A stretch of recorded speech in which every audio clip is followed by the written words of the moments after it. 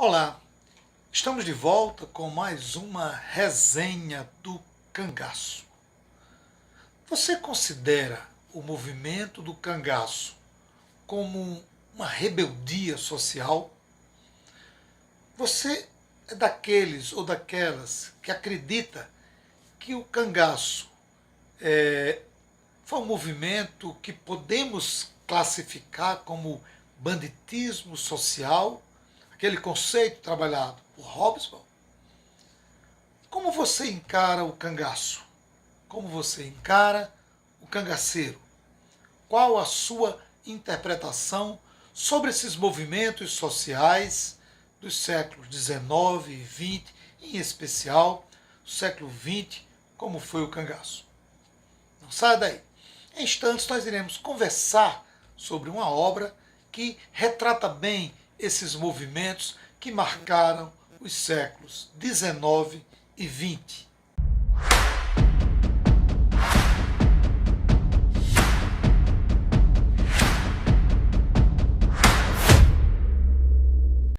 No programa de hoje nós iremos conversar sobre esta obra.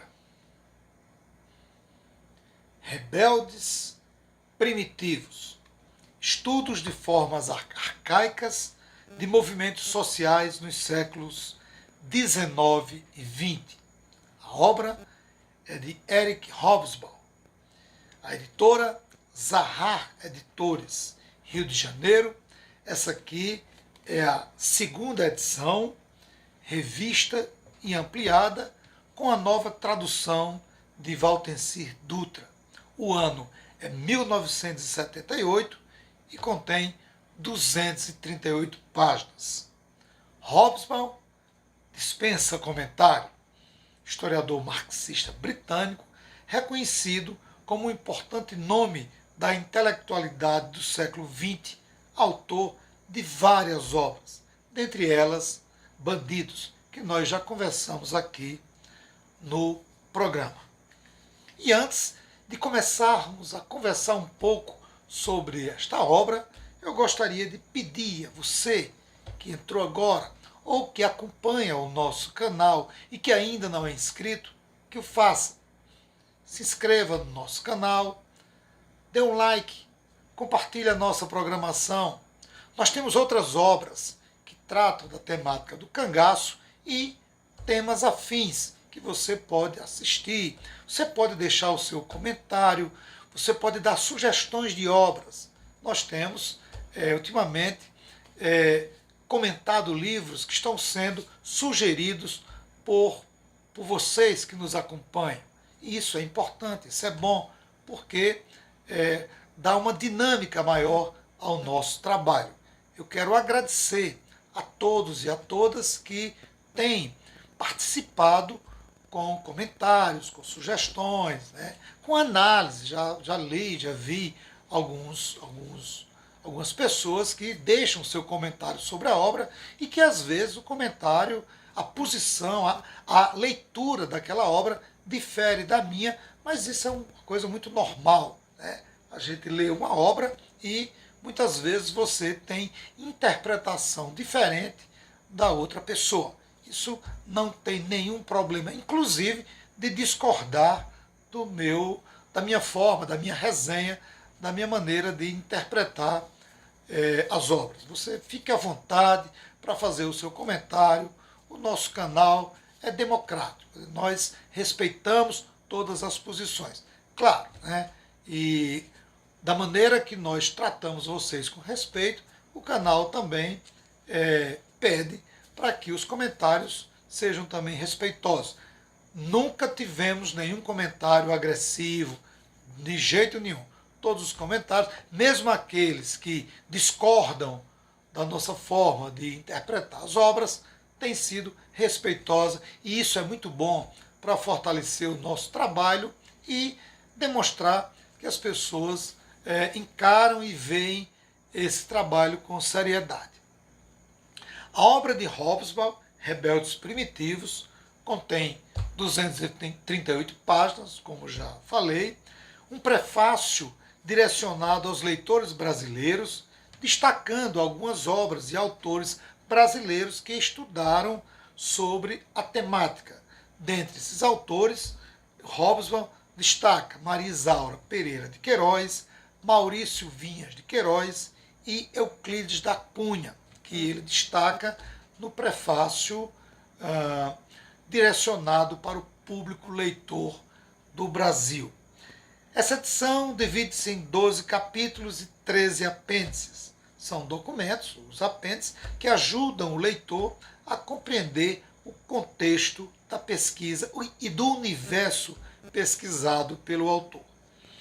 Na introdução, o autor mostra duas classificações para a história dos movimentos sociais: os da Antiguidade e Idade Média, como revolta dos escravos, heresias e seitas sociais, levantes de camponeses e outros movimentos, e os dos tempos modernos, a partir dos fins do século XVIII e os posteriormente, como os movimentos trabalhistas, socialistas, dentre outros.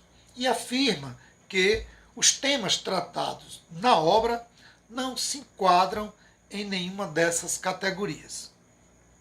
Ele vai fazendo uma introdução muito interessante, porque ele deixa o leitor muito ciente daquilo que ele vai pegar em cada capítulo. No capítulo seguinte, com o título Banditismo Social, o autor afirma que os bandidos e os salteadores de estradas preocupam a polícia, mas deveriam também preocupar o historiador social, pois, num certo sentido, o banditismo é uma forma bastante primitiva de protesto social organizado, talvez mais primitiva que conhecemos. Essa é uma posição adotada pelo autor logo no início e que já deixa o leitor na expectativa do que ele vai trabalhar e como ele vai defender as suas teses. A região onde o autor concentra a pesquisa é a Europa Ocidental e Meridional, dando destaque à Itália, o que é possível que o leitor encare o livro como uma obra descritiva em torno de alguns fenômenos sociais. Mas, na verdade, a obra se constitui numa grande referência para a história social. Também observa-se que o autor ainda afirma que alguns movimentos que constam na obra, como o Vardarelli e a máfia, podem ser comparados ou imaginados que tenham ocorrido no período medieval e nunca nos séculos XIX e XX, pela característica desses movimentos, pelas relações, pelos rituais. Ele afirma que é possível que haja uma interpretação remetendo-os para épocas em que o fato ou os movimentos não ocorreram. É por isso que é interessante, quando você se debruçar sobre a obra, você observar a narrativa do autor e você vai perceber realmente que alguns movimentos poderiam muito bem se encaixar em outros momentos históricos e não aquele que ele está se propondo a trabalhar. O autor ainda classifica, na página 12 de sua introdução, que os fenômenos aqui estudados pertencem ao mundo das pessoas que não sabem escrever nem leem muitos livros, quase sempre porque são analfabetas, que raramente são conhecidas pelo próprio nome, e que são pessoas pré-políticas. Essa é a posição mostrada pelo autor, quando ele afirma que os movimentos estudados e as pessoas envolvidas nesses movimentos têm esse perfil, têm essa característica. O autor trabalha um primeiro grupo de movimentos predominantemente rural e diz que o banditismo social é um fenômeno universal e praticamente imutável, pouco mais do que um endêmico protesto camponês contra a opressão e a pobreza, um grito de vingança contra os ricos e os opressores. Aqui essa parte da obra remete muito para quem estuda o cangaço, movimento social ocorrido nos sertões do Nordeste do Brasil. Para alguns autores e, consequentemente, por extensão, para muitos leitores, o cangaço é classificado como um movimento com o perfil do banditismo social. E aí, às vezes, se confunde o conceito de banditismo social, remetendo inclusive à crença de que Lampião, por exemplo, eu cito Lampião, por ser o nome de maior expressão do cangaço, mas podemos citar outros como Antônio Silvino, certo? Marcilon, o, o Jararaca, apesar de não ter tido toda essa liderança, mas eu cito Jararaca pela repercussão, principalmente aqui na região de Mossoró, do Jararaca, né? Que esses cangaceiros teriam um perfil de liderança social perante aos sertanejos do Nordeste do Brasil. E por isso o cangaço poderia ou teria essa característica de ser um movimento em defesa daqueles segmentos da sociedade menos favorecidos. E afirma também que a máfia, isso no capítulo 2, deve ser considerado como uma evolução um pouco mais complexa do banditismo social, ao qual se comparam na medida em que sua organização e ideologia são normalmente rudimentares, na medida que são fundamentalmente reformistas e não revolucionários. Então, ele faz essa comparação entre o banditismo social e colocando a máfia com um outro perfil, porém unificando como não revolucionários. Já os movimentos milenários tratados pelo autor, como os lazaristas da Toscana, que estão lá no capítulo 5 e 6, diferem do banditismo e da máfia por serem revolucionários e não reformistas, e por essa razão mais facilmente modernizados ou absorvidos pelos movimentos sociais modernos. Então veja que ele vai classificando e caracterizando os movimentos conforme os seus perfis. O segundo grupo estudado pelo autor trata, em sua essência, dos movimentos urbanos ou industriais. Destaca-se o estudo sobre a turba, no capítulo 7, e ele diz que esse movimento é um equivalente urbano do banditismo social, o mais primitivo e pré-político dos movimentos dos pobres urbanos, e ainda destaca as seitas operárias, no capítulo 8, que classifica como um fenômeno mais claramente transitório entre o velho e o novo. E o que é que ele chama isso? Organizações proletárias e aspirações do tipo expresso através da ideologia religiosa tradicional. No capítulo 9, o autor trata dos rituais nos movimentos sociais, apontando como difícil sua classificação e justifica por que sua inclusão no livro, pelo fato de que a ritualização peculiar de tantos movimentos desse tipo é primitiva, uma vez que perpassa por todos os movimentos sociais. Vai chegando ao final de sua obra, e diferente da edição anterior, ele inclui 2 capítulos que volta-se para a América.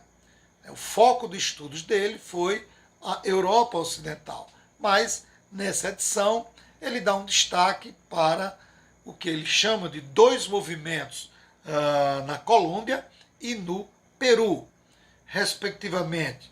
O primeiro, no texto, ele coloca como título Anatomia de la Violência na Colômbia, que aponta como uma combinação de guerra civil, ações guerrilheiras, banditismo e simples matanças no período que compreende os anos de 1949 a 1953 e mostra como sendo resultado dos problemas enfrentados no meio rural.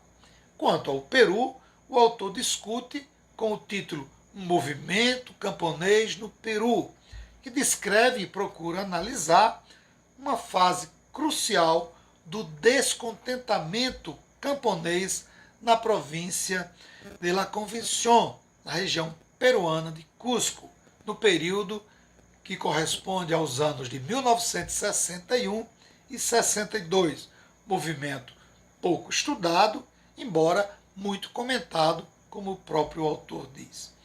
O autor considera sua obra uma tentativa incompleta de estudar esses movimentos e reafirma que é preciso ampliar os estudos sobre esses movimentos. E conclui a obra com uma série de documentos que o autor chama de apêndices, são anexos, documentos interessantes que faz com que o leitor possa perceber a forma, as fontes, os diálogos estabelecidos pelo autor com essa documentação. E é riquíssima nesse ponto, né, a obra de Hobsbawm. Antes de dar a minha opinião final, eu peço a você mais uma vez que entrou agora, né, que está assistindo a Resenha do Cangaço, se inscreva no canal, dê o seu like, deixe o seu comentário. É fundamental, isso é importante para fortalecer o nosso trabalho. Compartilhe, né? O nosso canal tem em sua grade mais 2 programas. Um programa de entrevistas que vai ao ar na quarta-feira, é o História Atual, e a minha coluna, Minha Opinião, aos domingos. Além, claro, do nosso Resenha do Cangaço, que é quinzenal, sempre às sextas-feiras. Eu agradeço a participação, os comentários, as sugestões para que eu venha comentar obras que são dadas por vocês. A obra Rebeldes Primitivos, para quem gosta da temática do cangaço ou dos outros movimentos sociais que dialogam com o cangaço, é fundamental.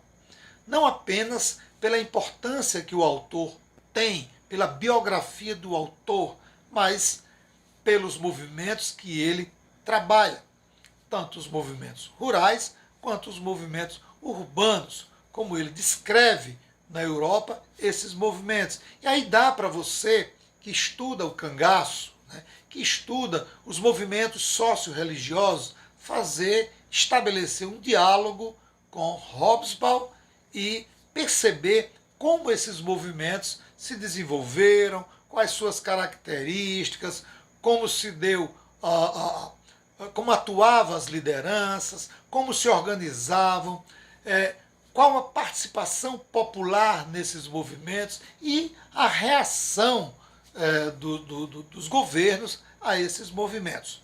Por isso que a obra de Hobsbawm é importante que você tenha em sua biblioteca, em sua estante, para que você possa conhecer movimentos sociais que ocorreram fora do Brasil, que pode tranquilamente estabelecer um diálogo, óbvio que guardado as proporções das características e do momento em que cada movimento ocorreu. Não podemos estabelecer um diálogo determinando que o movimento A e o movimento B são iguais, porque os movimentos têm suas peculiaridades, têm suas características. Por isso, é preciso estabelecer o diálogo, é preciso fazer essa leitura, mas olhando para cada movimento e identificando onde pode estabelecer, onde pode haver uma convergência, mas também nós vamos ver claramente posições que não se enquadram nesses movimentos. É por isso que quando nós estudamos o cangaço e a gente vai estudar obras de autores estrangeiros que trabalham outros movimentos sociais, a gente não pode simplesmente trazer para dentro do cangaço e dizer que o cangaceiro, que esse movimento foi um movimento que se assemelha, né, que tem o mesmo perfil, que tem a mesma característica de outros movimentos ocorridos em outros países. Preciso fazer essa análise, fazer essa leitura, mas guardando e observando o perfil e as características de cada movimento. Por isso, Rebeldes Primitivos é uma obra que eu aconselho que você tenha em sua biblioteca. Eu fico por aqui, agradeço mais uma vez a sua participação, a sua colaboração, um forte abraço e até o nosso próximo encontro.